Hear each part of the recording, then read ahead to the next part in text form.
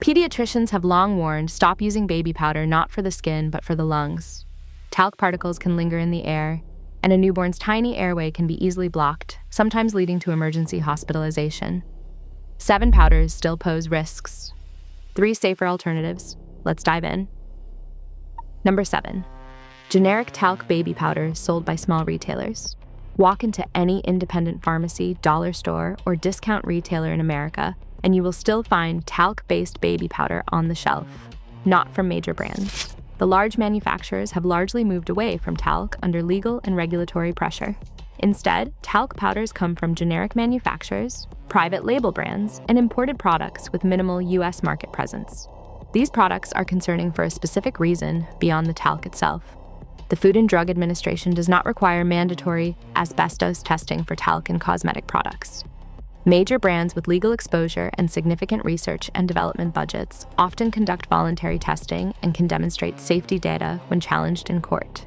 Generic manufacturers with limited resources, operating under no mandatory testing requirement, cannot make the same guarantee. The same geological contamination risk that drove billions in Johnson & Johnson litigation exists in every talc product on the market. The difference is whether anyone has tested for it. If generic products concern you for that reason, the next category shows the problem goes beyond small manufacturers. Number 6. Premium cosmetic talc powders marketed for babies. These are not drugstore generics. These are products with professional packaging, premium price points, and marketing that positions them as elevated, high-quality baby care. Dusting powders, finishing powders, products sold in boutique baby stores and on curated registry lists. Premium positioning does not change the particle physics of talc. A fine mineral powder, marketed with better design and higher price, creates exactly the same airborne cloud as a dollar store product. The particles are the same size, the airways they enter are the same size, the risk of inhalation is identical. Premium cosmetic talc powders often contain fragrance on top of the talc itself, meaning the airborne cloud carries both fine mineral particles and undisclosed fragrance compounds at the same time, in the breathing space of an infant whose respiratory system is still developing. The premium positioning is not a safety signal, it is a marketing signal. The next category exists because of how fragrance functions on labels, and it is more specific than it sounds. Number 5. Dusting powders with fragrance and talc. Fragrance in a talc powder does 2 things. It makes the product smell pleasant, which makes parents more likely to use it liberally. It also masks the mineral smell of talc itself, which might otherwise signal to a cautious parent that they are applying a fine mineral dust near their baby's face. The fragrance in these products is the same undisclosed chemical mixture discussed in every previous video in this series. In a lotion or wash, fragrance absorbs through skin. In a powder, fragrance compounds become airborne alongside the talc particles and are inhaled directly. The respiratory exposure route is more direct than skin absorption. Fragrance compounds that cause skin sensitization in lotion form can cause respiratory sensitization when inhaled, and in infants with developing immune systems, early sensitization can establish allergic responses that persist into childhood and adulthood. Talc plus fragrance in an airborne cloud near an infant is 2 simultaneous inhalation risks in a single application. Now, the next 2 categories are more specific, and they involve something more insidious than a straightforward talc product. They involve label language designed to make a talc product sound safer than it is. Number 4. Talc baby powders labeled Light or Fresh. These are standard talc products with rebranded names. Light suggests reduced risk. Fresh suggests cleanliness and gentleness. Neither term has a regulatory definition in cosmetics. Neither term requires any modification to the formula. A powder labeled Light or Fresh can be chemically identical to the standard version, with the same talc concentration, the same particle size, and the same inhalation risk. The labeling is marketing. The formula is not changed. Parents reaching for the light version because they believe it is safer than the standard product are making a decision based on a word that means nothing in regulatory terms. This is one of the clearest examples in the entire baby product market of label language creating a false sense of safety without any corresponding change in what is actually in the product. Number 3. Natural talc baby powders. The word natural is doing significant work in this category. Natural talc is still talc. It is still a fine mineral particle. It still becomes airborne. It still enters infant lungs. Mining it without synthetic processing does not change its particle size, its physical behavior in air, or its capacity to lodge in developing lung tissue. The natural positioning specifically targets the same health-conscious parents who have already moved away from synthetic fragrance and parabens and other baby products. A parent who reads labels carefully, who chose fragrance-free lotion and sulfate-free wash, can be misled into believing that natural talc is a safe powder option because of the broader association between natural ingredients and reduced risk. In this case, that association is incorrect. The hazard is physical, not chemical. Nature does not make particles smaller. Natural does not make airways larger. Number 2, old stock talc powder is still being used in homes. This is the category that most parents do not think about because the product is not on a shelf. It is already in the bathroom cabinet. Johnson & Johnson talc baby powder was discontinued in the United States in 2020. That is 6 years ago. Bottles purchased before discontinuation are still in homes, gifted at baby showers, carried over from older children, or bought in bulk and not yet finished. These bottles contain the same talc that was the subject of over 38,000 lawsuits alleging asbestos contamination and cancer links. Johnson & Johnson paid out billions in verdicts and settlements before filing bankruptcy to manage the remaining litigation. The product was discontinued. The bottles already in circulation were not recalled. There was no mandatory return program. Parents using old stock Johnson & Johnson talc powder or any other legacy talc brand purchased before formulation changes are using a product whose safety record was sufficiently concerning to end a 130-year-old product line.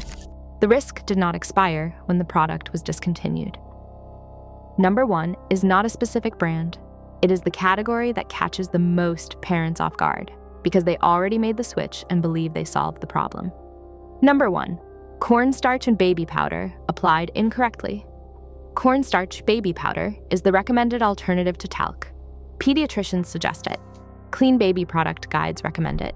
Parents who have read about the talc risk switch to cornstarch, believing they have eliminated the inhalation danger entirely. They have not.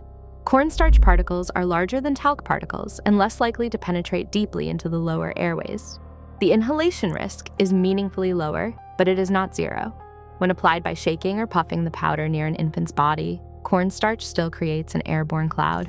Any fine powder in the breathing space of an infant with narrow airways and an immature respiratory system carries some inhalation risk. The risk of cornstarch is not comparable to the risk of talc. That distinction is important and real. But cornstarch is number 1 on this list because it is the product most likely to be used carelessly because parents believe the switch from talc means the problem is solved, and that belief leads to liberal application near the face and body without the caution the product still warrants. The American Academy of Pediatrics does not recommend any loose powder for infants. Not talc, not cornstarch. The recommendation is to avoid airborne powder around infants entirely, regardless of the base ingredient.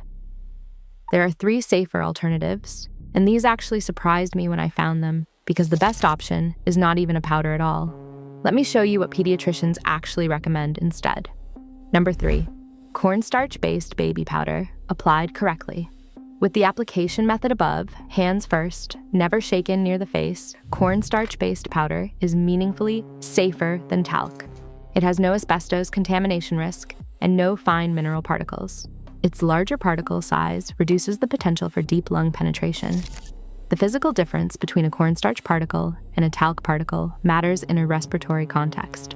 Cornstarch simply cannot travel as deep into developing lung tissue as talc can. Brands like Burt's Bees baby dusting powder use cornstarch bases without fragrance or talc. Short ingredient lists. No synthetic preservatives. No hidden fragrance compounds becoming airborne alongside the starch particles. What you see on the label is what you get.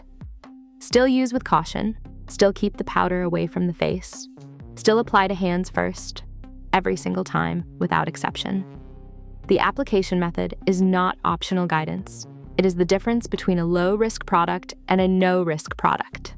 As a moisture-absorbing option for diaper area use and for post-bath comfort, correctly applied cornstarch powder is a substantially lower risk than any talc-based product. It is available at every drugstore in America at a comparable price to the talc products it replaces. Cornstarch is the accessible entry point. The next option goes a step further in terms of formulation cleanliness. and it is the one most clean baby product specialists are moving toward. Number 2, arrowroot or tapioca starch powders. Arrowroot and tapioca starch are plant-derived powders used increasingly in clean baby product formulations as the most refined alternative to both talc and cornstarch. Both are derived from root vegetables, arrowroot from the maranta plant, tapioca from cassava. Both have been used in food and cosmetic applications for centuries. Both are biodegradable, sustainably sourced, and entirely free from the geological contamination concerns that apply to talc mining. There is no asbestos in a cassava root. There is no mineral particulate risk in an arrowroot plant. Particle size is similar to cornstarch, larger than talc, which means a meaningfully lower deep lung penetration risk. The formulation philosophy around arrowroot and tapioca products also tends to be cleaner across every other ingredient. Brands like Aura's amazing herbal baby powder use arrowroot bases with simple, minimal ingredient lists, no synthetic fragrance, no parabens, and no fillers.